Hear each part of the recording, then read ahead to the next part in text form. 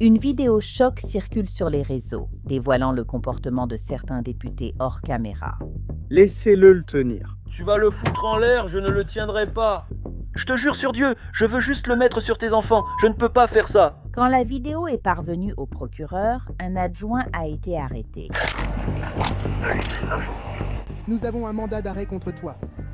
Inside the Crime par Law and Crime avec Elizabeth Nolan.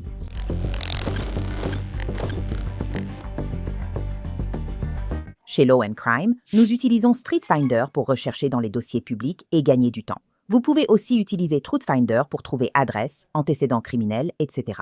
C'est notre outil principal pour les vérifications et un des plus grands services de recherche aux États-Unis. Un abonnement permet des recherches illimitées, vérifier de nouveaux voisins, enquêter sur des personnes rencontrées en ligne, retrouver des contacts, rechercher des délinquants sexuels proches ou vérifier des antécédents, y compris les vôtres. Restez informés et en sécurité. Consultez Truthfinder Now sur www.truthfinder.com ITC. Les adjointes du shérif étaient en service lors de l'incident. Mais une adjointe affirme que ce n'était pas un cas isolé, mais un schéma récurrent. Monsieur Gomez, si vous voulez parler, contactez-nous. D'accord. Pour comprendre la situation, allons dans le comté de Grant, Nouveau-Mexique, près de Ashida, à 4 heures au sud d'Albuquerque, le 16 août 2024. Cette nuit-là, 2 adjoints, leur sergent ainsi qu'un caporal, travaillaient tous lors d'un service de nuit lorsqu'ils sont tombés sur un petit lapin innocent. Un des adjoints aurait essayé de déplacer le lapin de la chaussée. Le petit lapin restait immobile. L'adjoint l'a pris et le sergent a filmé la suite avec son téléphone. C'est drôle.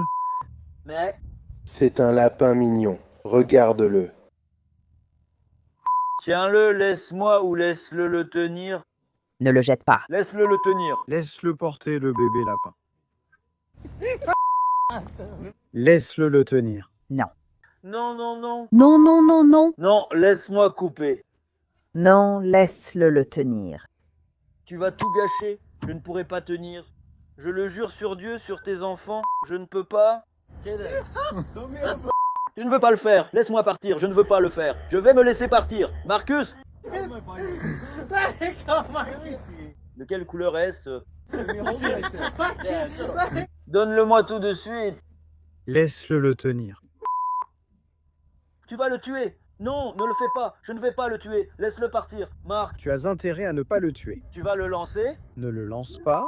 Ne sois pas idiot. Nous ne pouvons pas vous montrer exactement ce qui se passe ensuite à cause des règles de YouTube. Mais disons simplement que j'étais complètement stupéfaite. L'adjoint, identifié comme Alejandro Gomez, est filmé jetant le lapin contre le camion d'un collègue. La police de l'État du Nouveau-Mexique a eu vent de la vidéo et une enquête a été ouverte, non seulement pour ce qui a été fait au petit lapin, mais aussi parce que, dans la vidéo filmée avec un téléphone portable, on voit l'un des adjoints, qui aurait été Alejandro Gomez, pointer son taser sur un autre adjoint. Certains hommes ont poursuivi leur travail comme si de rien n'était. Mais l'un d'eux a donné l'alerte le 7 janvier 2025. Plus de 5 mois ont passé depuis l'incident mortel avec le lapin. Certains adjoints vus sur la vidéo du téléphone ont été interrogés. Comme l'adjoint Marcus Salas, qui s'est manifesté auprès de ses supérieurs, il l'a expliqué aux enquêteurs. Le comportement filmé le 16 août était l'un des nombreux signaux d'alerte qu'il aurait remarqués. Oui, donc j'ai pris quelques notes sur mon téléphone juste pour m'assurer d'avoir tout dans l'ordre. Pour les dates et heures, tout est à peu près correct. Le premier incident a eu lieu le 5 août 24. Lors de cet incident, la plage horaire aurait probablement été autour de 2 heures du matin à 4 heures du matin. Peut-être entre 2 et 4 heures du matin. Ce jour-là, 2 heures, c'est normalement l'heure à laquelle nous déjeunons. Donc je suis allé au bureau pour travailler, j'ai pris quelque chose à manger rapidement, puis je suis allé au bureau. Ensuite, nous avons travaillé sur la formation Bienium. C'était moi, le caporal Doris, et un autre adjoint, Alejandro Gomez, qui étions dans le bureau à ce moment-là. Au bureau, vous savez, j'avais mon téléphone sorti et je travaillais sur ma formation Bienium. À ce moment-là, je crois que j'étais en train d'envoyer des messages à ma femme et que mon téléphone était déverrouillé à ce moment-là. Alejandro Gomez est arrivé derrière moi, mais je n'y ai pas prêté attention car il y a souvent des gens et des casiers derrière mon bureau. À ce moment-là, il s'est penché, a attrapé mon téléphone de ma main, puis il s'est mis à courir dans un couloir qui se trouve près du bureau. Je me suis levé et je me suis lancé à sa poursuite. J'ai réduit la distance entre nous. J'ai dit « Hé mec, rends-moi mon téléphone, arrête de faire l'idiot ». Je savais qu'il était déverrouillé et comme il y a des informations personnelles dans mon téléphone, je préférais qu'il n'y ait pas accès tant qu'il est ouvert. Alors que je me rapprochais de lui, il s'est retourné, a sorti son taser et l'a pointé directement sur moi. Et à ce moment-là, j'ai juste dit « Mec, arrête de faire n'importe quoi ». Et j'ai un peu repoussé son bras. D'accord. Comme son taser pointait vers lui, il a juste repoussé son bras. Et moi j'ai dit « Donne-moi mon téléphone » et je l'ai pris de ses mains. Donc j'ai récupéré mon téléphone. J'ai fait demi-tour pour retourner au bureau. Et j'ai dit « Mec, tu joues trop, tu sais, c'est juste pour s'amuser, peu importe. » Et on est retourné dans le bureau. Mon caporal était assis là et je suis juste allé lui parler. J'ai dit « Hé mec, je crois que j'ai reçu un appel d'intervention à ce moment-là aussi. » Et il y avait comme un chien qui aboyait ou quelque chose comme ça. J'ai dit « Je vais gérer cet appel. » Et pendant que je parlais à mon caporal, on a enlevé son gilet et son taser est attaché à son gilet. Il a comme un étui monté sur le gilet, donc c'est là qu'il met son taser à ce moment-là en plaisantant avec lui. J'ai ramassé son gilet et j'ai dit « Tu seras moins dur sans ton gilet ou sans ton taser. » Et il a sorti son arme. Il a dit « Avec ça, oui. » Puis il a pointé son arme sur ma poitrine. Nous n'avions vu qu'un extrait de la vidéo, utilisé comme preuve, mais l'adjoint Salas a donné sa version de ce qui n'y apparaît pas. C'était littéralement comme un bébé lapin, de la taille de ma tête. Tu vois, vraiment une chose super innocente. Il avait peur de bouger, alors je l'ai ramassé. Les gars derrière moi se sont arrêtés. « Pourquoi tu t'arrêtes ?» J'ai dit « Mec, regarde, un bébé lapin. » C'était cool. Vu que j'adore la vie en plein air, tu sais, la chasse et tout ce genre de choses. J'ai pensé, cool, je prends une photo. Et à ce moment-là, le sergent Rhys César, le caporal Torres et Hondo étaient tous genre regroupés autour de moi. Hondo, adjoint Hondo Gomez. Il répétait sans cesse, laisse-moi le tenir. Je répondais, non, tu vas le blesser. Il insistait « Non, je ne vais pas le blesser ». Et tout le monde, c'était un peu comme une situation de chahut, je dirais, mais c'était surtout qu'ils étaient vraiment bruyants à ce sujet. Parce que c'était quand même cool de voir un bébé lapin, non? Et pendant cet incident, Hondo n'arrêtait pas de demander encore et encore. J'ai donné le gros lapin à mon caporal en disant « Tiens-le une seconde, je prends une photo pour l'envoyer à ma femme. » Il le tenait. Et puis après avoir pris une vidéo et une photo, j'ai repris le lapin des mains de mon caporal. Et à ce moment-là, Hondo n'arrêtait pas d'insister, genre « Allez, laisse-moi le voir », en tendant la main vers moi. Alors je lui ai demandé, j'ai dit « Mec, jure sur tes enfants que tu ne lui feras pas de mal. » Et il a répondu « Non, je ne peux pas faire ça. » Alors j'ai dit « Eh bien tant pis. » Il a dit « Laisse-moi le voir », j'ai répondu « Non ». Il a demandé « Quelle couleur ?» J'ai dit « Marron ». J'ai ajouté « Tu l'as déjà vu, laisse-moi tranquille. » Ensuite, j'allais partir, j'ai reculé de quelques pas pour aller déposer le lapin. Je savais qu'étant donné l'état du lapin, il allait sûrement rester là et qu'il risquait de se faire marcher dessus, attraper ou autre. Je m'attendais déjà au pire, puis en voulant le poser. Le député Alejandro Gomez a sorti son taser en me visant ainsi que la lumière. J'ai vu que les lumières du taser se sont allumées, ainsi que le laser, et il était directement pointé sur mon corps. À ce moment-là, quand j'ai vu le laser sur mon corps, je me suis dit « D'accord, mec, tu vois bien, regarde, enlève le taser de ma direction. » Et j'espérais vraiment que ça allait désamorcer la situation. J'espérais qu'il allait juste le voir et peut-être, je sais pas, le poser, arrêter d'y toucher. Dès que je le lui ai tendu, il a simplement lancé le lapin contre mon unité, le tuant presque sur le coup. Et pendant ce temps, j'ai remarqué que mon sergent, Brandon Rees, filmait pratiquement toute la scène. Et quand la vidéo s'est terminée, on pouvait m'entendre dire dans la vidéo, genre « mince ». Et j'ai dit « mince mec ». Et puis à la fin, j'ai dit « mec, t'es vraiment un… » J'ai dit « pourquoi t'as fait ça ?» Et j'ai vu le lapin au sol, il bougeait encore. Alors je l'ai attrapé. Je ne voulais pas utiliser mon arme ni abréger ses souffrances. Alors j'ai fini par ramasser le lapin, le placer devant mon pneu et j'ai simplement continué ma route. et j'étais énervé par tout ce qui s'était passé. L'adjoint Salas a déclaré aux enquêteurs qu'il pensait que son sergent interviendrait, mais rien n'est arrivé. En septembre, il a porté plainte auprès de ses supérieurs. Je l'ai appelé et je lui ai dit « Tu sais, j'en ai marre des enfantillages dans cette équipe. J'aimerais juste partir. Tu pourrais me changer d'affectation? S'il te plaît, mets-moi en équipe de jour ou quelque chose comme ça. » À ce moment-là, je lui ai révélé à peu près exactement ce que je vous ai dit. Et il m'a dit « Eh bien, tu sais, on va regarder ça, tu sais. » Et il disait juste « Tu sais, il va y avoir une enquête interne ouverte. » Et j'ai répondu « Oui, ça me va, tu sais. » Et j'ai dit « Je ne veux causer de problème à personne. » Mais rien n'a été fait au début.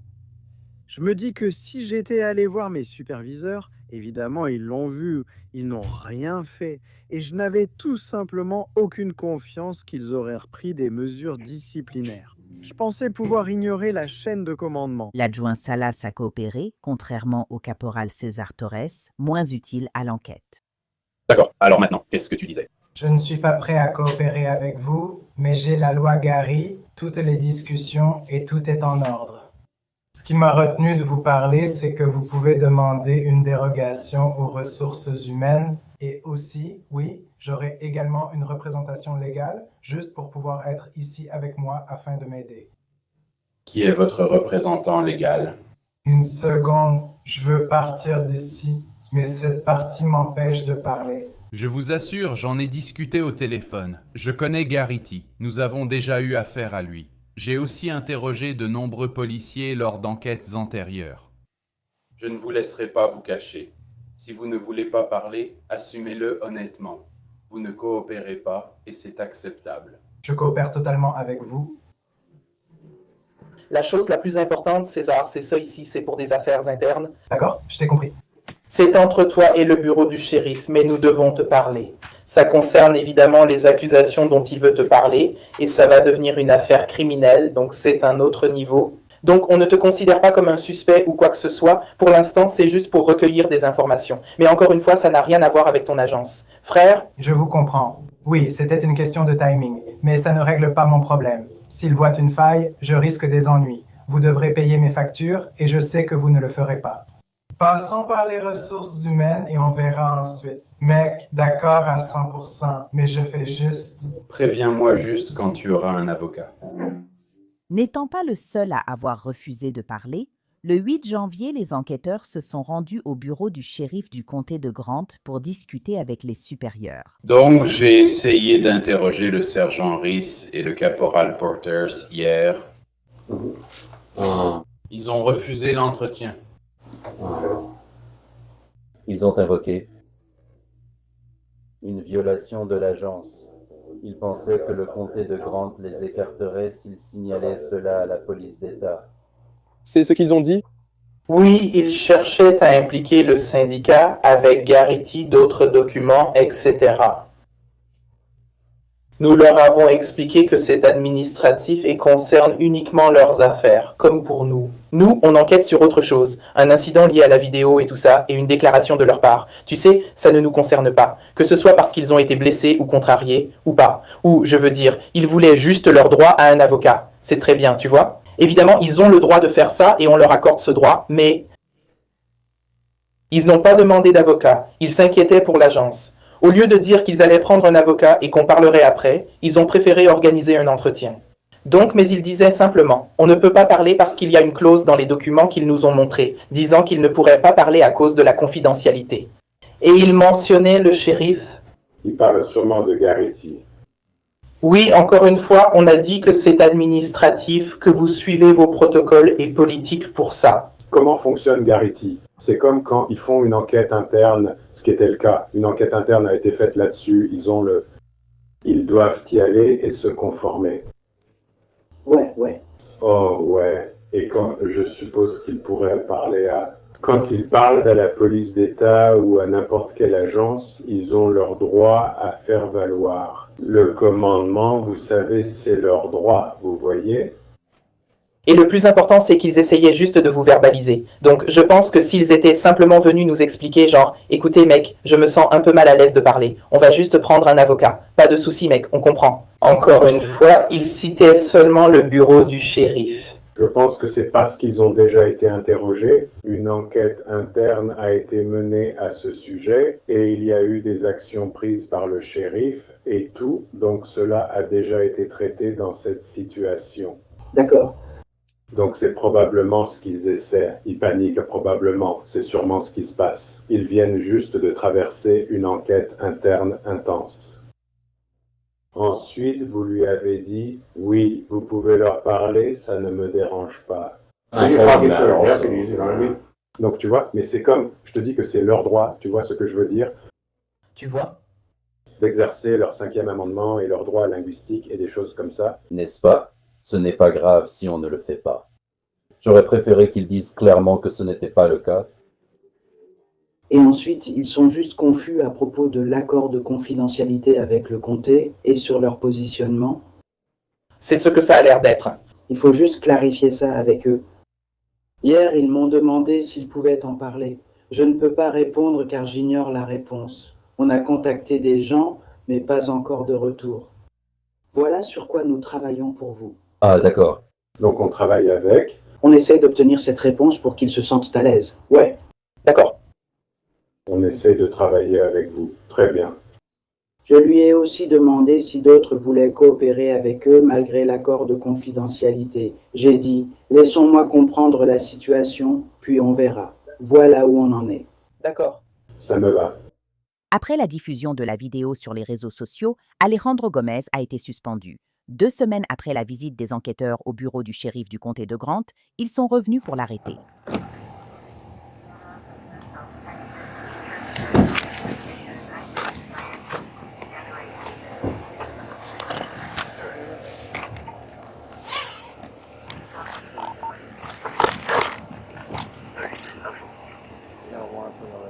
Debout. Pourtant, pouvez-vous comprendre sur quoi je suis jugé? Ouais, merci les gars. Je vais te laisser partir. Je viens te parler rapidement, chérie.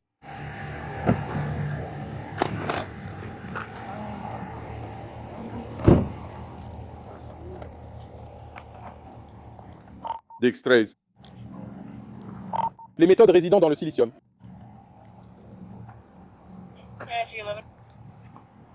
Affiche le courrier 10-15.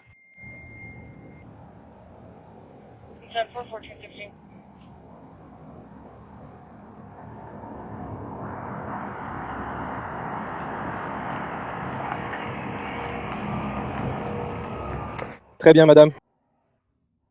Je suis vraiment désolé que cela ait dû arriver, mais je voulais juste venir vous donner des informations sur ce qui se passe, d'accord? Monsieur Gomez va être arrêté. Nous allons lire son mandat.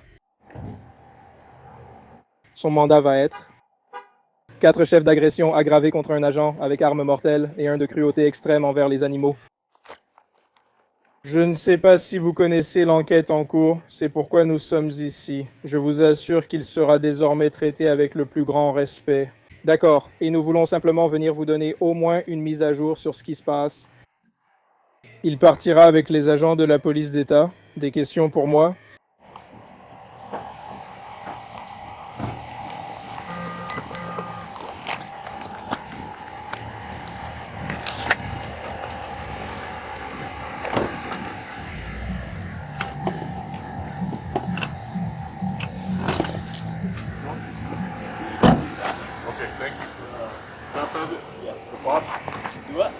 Oui, ma maison peut l'être. Elle va l'être. Oui. J'ai déjà dit... Alors, quelle est la question? Non, frère. On lui a juste dit ce qui se passait et que tu serais traité avec respect. Tu veux venir? On dirait qu'elle veut te parler. Mais si elle veut, oui. D'accord, c'était quoi son nom déjà? Frère?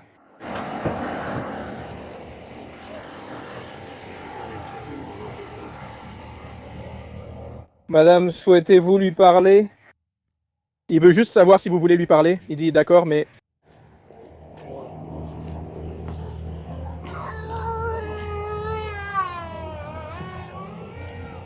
Venez ici. Alors, il y a une putain de licence. Homme, il y a une putain de licence. Je l'ai. Où est-il? Il ira bien. Il va bien. Il va bien.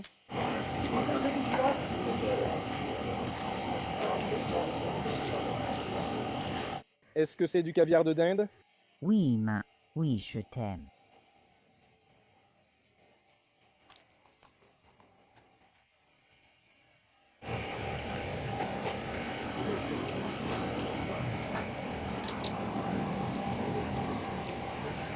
Vouliez-vous quitter le secrétariat de Schaff? Non, on va juste...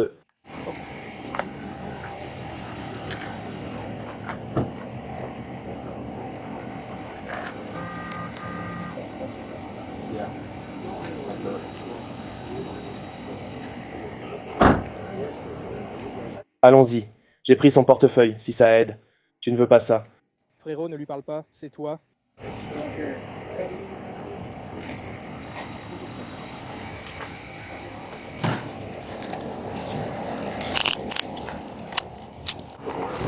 Oui, monsieur. Je vais juste l'éteindre.